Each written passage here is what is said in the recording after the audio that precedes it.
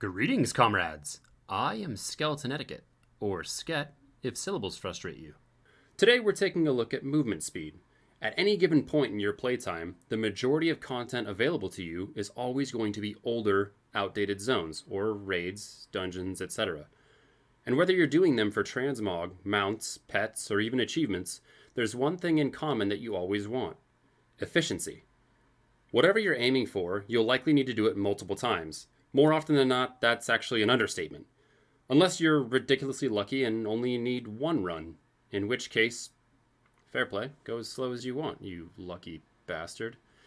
But if you're like me and have needed to run an instance over 100 times to get the thing you want to drop, how quickly you can do it becomes paramount.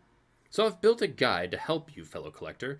We're going to get you over that 200% mount speed on foot, passively. And with CDs, we'll go over 300%. I was doing a timed run of Stonecore for the Vitreous Stone Drake in Deepholm, in which case I got to the boss that drops the mount at the halfway point of the dungeon, looted the boss, and I'm out of the instance in under a minute. Compared to when I started doing these collectible runs, where I was taking about 5 minutes per run, until I would get locked out and have an awkward 10 minutes where there isn't really enough time to do much of anything else, before resuming the grind. Now I have about 50 minutes to do what I want in between. So I've built a quick guide including a couple of different resources to get you going. These 10 minutes will pay you back shortly, comrade. Let's get into it. Now my character is an undead survival hunter. If I wasn't so attached to his model and glorious good looks, I'd race change to Zandalari for a 5% movement speed increase with the Pact of Gonk. Or go Dark Iron Dwarf for 4%, indoors only. It has to be a little bit worse because it's Alliance, and that's just how the sad lion be. I could also spec change to Beast Mastery for another 4%, but that doesn't mean that you can't make a character that capitalizes on these.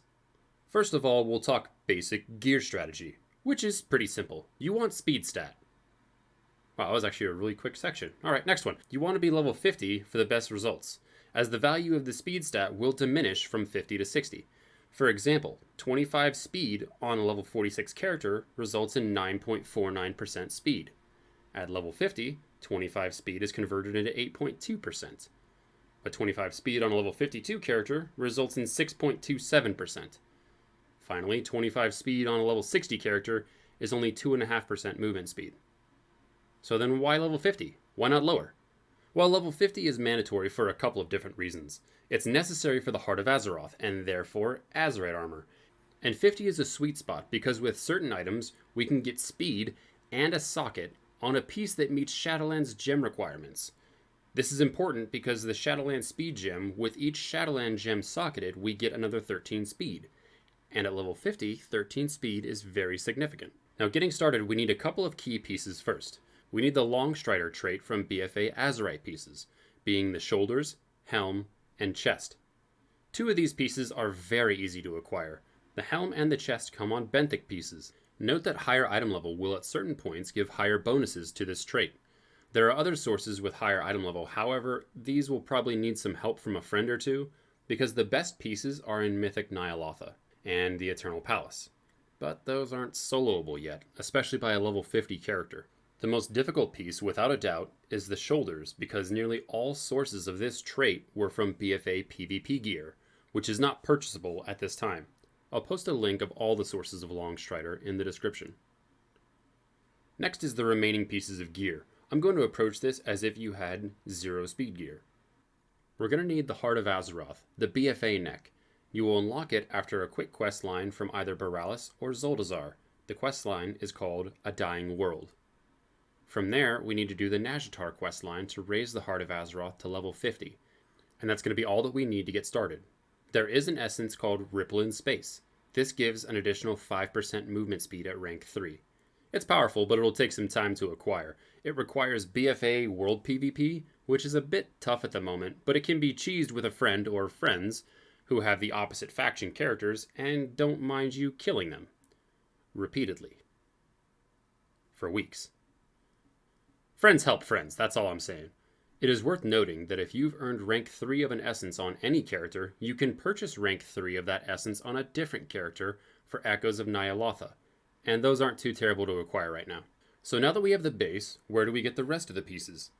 You have two options. The first one is obviously the auction house, But to find the pieces we want, we're going to need to filter our search bar a little bit.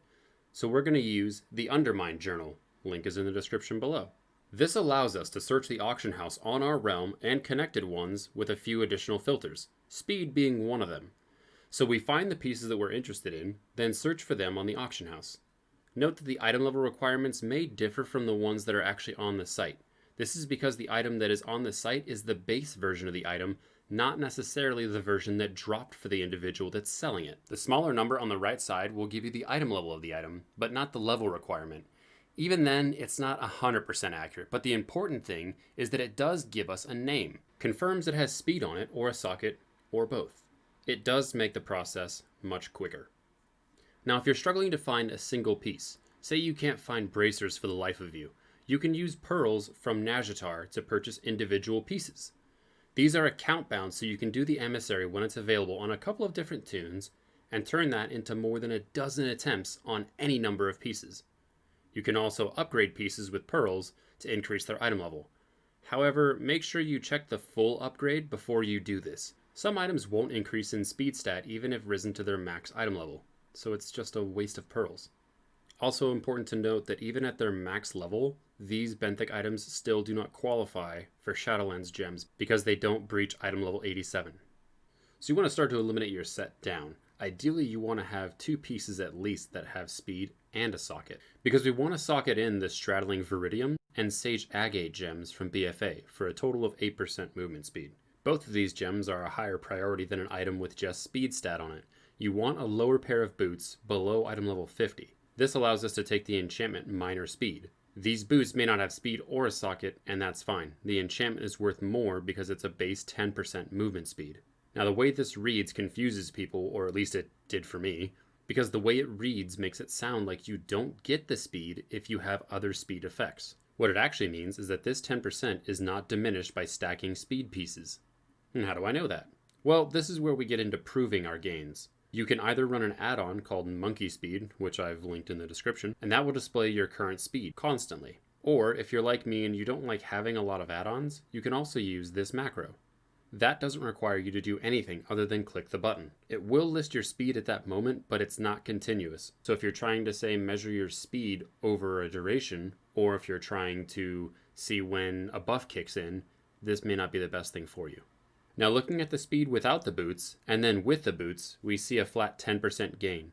Next we have our Longstrider. We've picked up a few speed pieces, but now we have to get our stats in order for Longstrider to get full value. We want a certain amount of mastery, because the speed bonus works off of a percentage of your highest secondary stat. This part is also a touch bit confusing. You have your highest stat being the raw number. So let's say your highest stat is crit, and you have a 22% crit chance. Depending on the item level of the piece that's on, Longstrider will give you between 18 and 33% of that 22%, up to a maximum of 5 to 10% movement speed, depending on the quality of the trait. The math can be a bit complicated, but the number that you need to know is 32% of your highest secondary stat percentage, whether it be 32% haste, 32% crit, or 32% mastery. The easiest way to achieve it is mastery because of how quickly it scales. I took the Shadowlands crafted rings and used the Mark of the Novice to reduce the rings to item level 87, or in the green rings case, it could just be crafted plain because it's equipable at level 50. This gave me the mastery necessary and allowed me to target almost any piece that had speed on it at all. You want a higher cloak so you can use the Fortified Speed enchantment to its maximum value. Lower than item level 50 boots for minor speed enchantment, and lower than 50 item level weapon for Windwalker enchantment. I picked up the Rune Blade of Baron Rivendare. It's been nerfed to the ground. It only has 16 speed now, but it's still the best weapon that I have for speed that I can use with Windwalker. For trinkets, I would pick up the Humming Black Dragon Scale from Rathian in Nyalotha. It procs frequently and it has a high amount of speed in the proc. The second trinket I went with just had speed on it as just a base increase. And for food, there's Bear Tartare. This is a BFA recipe that increases your speed after killing an enemy, regardless of whether it yields honor or experience. For talents, only a couple of them actually matter: Trailblazer and Post Haste. Trailblazer raises your speed by 30% out of combat. Post Haste increases your speed by 50% after disengaging. The jump 180, disengage 180 back may take some time to perform it efficiently, but it will come to you with time. Take Butchery just for better AoE to clear through old content. Make sure you're using a Cunning Pet for pathfinding. It's an additional 8% movement speed. Some suggest you should be using Beast Mastery for this because of the final talent aspect of the beast. That increases your movement speed bonus from 8 to 12% on pathfinding, but I still found the AoE better for survival, and you get access to Harpoon, allowing you to clear more ground faster with enemies around. In testing, I found that as long as you're using Harpoon at a 50% uptime, you'll beat an equally geared BM Hunter. I'd rather change my race for 5% movement than change spec for 4%, but you can experiment yourself and make that decision. I was still moving over 206% passively, 228% movement pretty often, and with Cheetah over 318% movement speed. I still have speed to get as well. I'm still targeting improvements and minor increases even now. The final touches will take some time, but the lion's share of the work is done. Finally, let's see some of this in action. Here's a time-stamped run of the Stone Core, the Kata dungeon for the Vitreous Stone Drake. Something I'll also touch on while this is going is there's some joy in just dismounting so you can actually move faster. Something about that just makes me smile. Or running people down on their mounts and then blasting past them with Cheetah. I had a great deal of fun pulling all this set together, and I still have a great time checking in to see if I can pick up any other pieces that make my hunter a little bit quicker. This character has reignited old content for me, as nothing really seems to be time consuming anymore.